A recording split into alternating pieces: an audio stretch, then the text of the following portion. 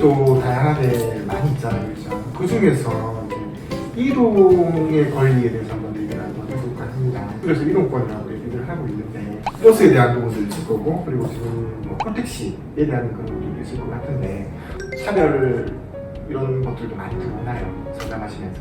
저성버스 승차 거부 이런 건 있어가지고 이제 신문에도 나가고 이제 버스 회사에서 찾아가서도 사과도 하시고 시청의 교통과에서도 찾아가지고 또 사과해 주시고 그랬던 적이 있었는데 승차 거부 사건이 사실은 일상 다반 사고라고 하시더라고요.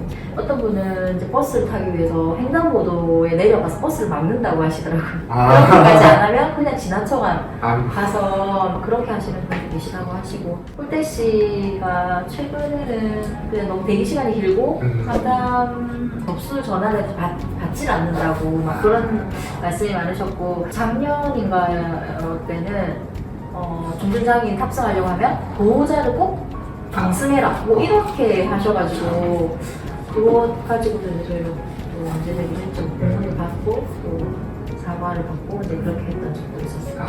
이번에 일어났던 일 같은 경우에는 버스가 이제 버스 정류장 가까이에 이렇게 대줘서 그분이 탈 수 있도록 해주셔야 되는데 그냥 편하려고 사실은 그냥 가다가 그 도로 가운데 그냥 세워서 비장이 됐음들만 물로 태워서 그냥 가버리는 거죠. 가까이 대줘야 리프트를 내리고 할 수 있는데 그때는 이제 보고도 그냥 가버리신 거죠. 그러면 뭐 승차 거부 했을 때 이제 그 기사에 대한 뭐 제재를 할 수 있는 이런 것도 있나요?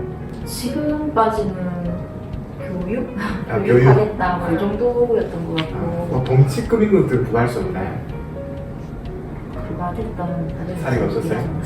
없어요? 네. 저희도 밀양 지역에도 이제 버스 이용하시면서 이렇게 차별 판단 접수가 많이 들어오는 편이에요. 네. 금방 말씀하셨던 것처럼 승차 거부. 승차 거부죠. 버스 정류장에 이렇게 서 있는데도 타려면 표시를 해야지. 거기 있으면 어떻게 아냐. 버스를 타려고 정류장에 있는 건데 그렇죠. 네, 당연히 정차해서 탑승을 할 수 있어야 되는 건데 그렇게 얘기하시는 경우들도 있고요. 길이 좁다 보니까 이제 기사님들께서 정류장에 버스를 이제 세우셔야 되는데 또 인도와 또 멀리 세우셔가지고 또 여러 번 왔다 갔다 하셔서 이제 또 하실 수 있는 경우들도 많이 있고 그러면 또 뒤에 차들이 이렇게 또 기다리지 못하고 재촉하는 경우들도 네, 상당히 많이 있고요. 네, 여러 가지 사항들이 많은 것 같아요. 네. 그럼 이제 그거에 대한 뭐 대안 이런 거 있나요? 저희는 일단 그런 상담이 들어오면 버스 회사에 지속적으로 이제 얘기를 하는 편인데 사실 그런 부분을 얘기를 해도 시정이 잘 되지를 않더라고요. 네. 여러 번 얘기를 하더라도 여전히 기사님들 중에서는 리프트를 어떻게 내리는지 모르시는 분들도 계시고요. 네.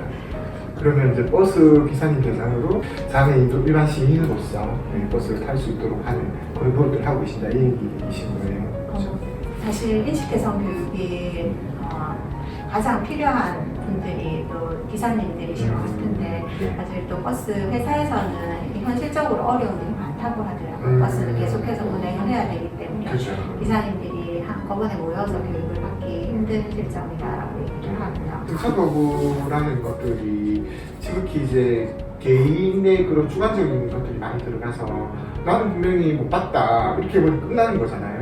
중장애를 가지신 분들은 또 이제 손을 들거나 이렇게 뭐 표시하거나 이게 잘 안 될 수 있거든요. 그러면 이제 그런 분들을 지원하기 위한 그런 뭐 어떤 별도의 장치라든지 이런 것도 좀 필요하지 않을까 생각하는데 혹시 다른 지역에 이제 이런 것들을 좀 해결하기 위한 그런 것들이 있나요? 저는 우선은 작년에 그 제한버스는 운전했지만 제한버스가 버스를 타는 정류소 한 번 중심으로 운전을 했거든요. 근데 일단은 버스를 주변적으로 타려면 버스 정류소 자체가 이렇게 가리맞춰져 있고 그 문서를 못 보고 그런 구조적인 것 때문에 버스를 탑승하지 못하는 위도 있고 버스 정류장이 좀 구조적으로 장애인이 타는 데 어려움이 있다. 그래서 좀 구조를 바꿔야 된다. 그러니까 정류소 자체를 약간 장애인들을 넣을 수 있도록 해놓으면 약간 시민들의 인식도 우리 지역사회 장애인들과 같이 살아가고 있구나 알지 않은 생각도 들기도 하고. 네. 그래가지고 저희가 이제 남편 씨랑 같이 이야기해가지고 네. 그 시에서 이제 그 어플, 어플. 네, 남편 씨 있는 독가스 그 어플을 이용해가지고 네네. 거기다가 이제 저작업들을 무슨 전유도가 네. 일체 누른다가 타겠다고 버튼을 누르면 음. 버튼을 누르면 독가스 계산은 간대요. 아, 네. 미리 이제 네, 어떻게 그런 자기 시스템이 교통약자가 갈 있더라고요. 거다라는 것을 네. 알려주네요. 그죠? 네. 어플을 통해서. 네, 어플 통해서. 그래서 그거가 지금 시행되고 있는 건가요? 아니면- 지금 시험 중에, 네. 시행 중에 있네요. 네, 양산이. 지금 어플을 보면 그게 유용할 수 있어요. 네. 혹시 양산 지역에 사시는 분들은 이런 교통약자 승객 알림 같은 어플을 또 이용하시면 좋겠다, 그죠? 네. 이게도 이제 그런 어플들을 이제 하고 있는 걸로 알고 있거든요. 그게 좀 많은 도움이 된다라고 하지만, 근데 실제로 또 이제 핸드폰을 또 못 이용하시는 분들이 그렇죠. 있어요. 네. 그런 분들은 또 대신적 대안이 또 있을까요? 부산 지역에는 네. 정확하게 모르겠지만 그 휠체어 이용하시는 분들 버스 주문자 있으면 버스 주문자 반짝반짝 한번도 그 시스템이 많이 있다고 하더라고요. 그렇구나. 예. 그럼 뭐 버튼을 눌러서 내가 탈 거다라는 것을 알려주는 그런 정도의 네. 별도의 장비를 설치해서. 네.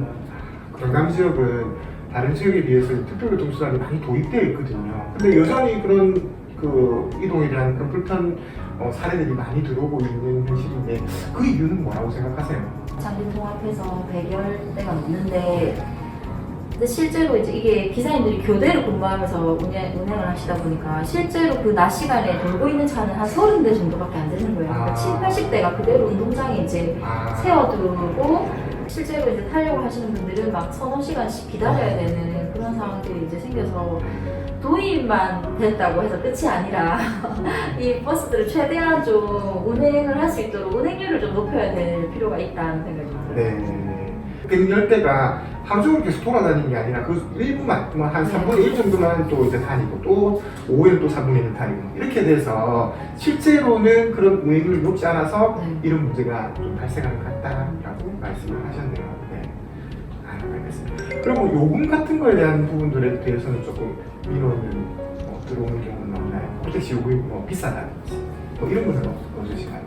근처 이제 양산까지 양산까지. 네, 많이 하신다고 하시더라고요. 대학병원 있어서 이제 이동을 하시는데 이제 가셨다가 돌아오는 길에 이제 교통비가 비쌌다는데 그런데 이런 양산에서 밀양 오는 요금이 좀 상이하다 보니까 그래서 요금이 왜 동일하지 않고 왜 이렇게 비싸냐 이렇게 문제제기 하시는 분이 계시네요. 지역까지 이동할 때 그렇죠. 뭐 굳이 뭐 시를 언급하는 게 아니고 그런 경우도 상당히 많이 있어서 요금에 대한 문제로 상당한 부분이 나왔다.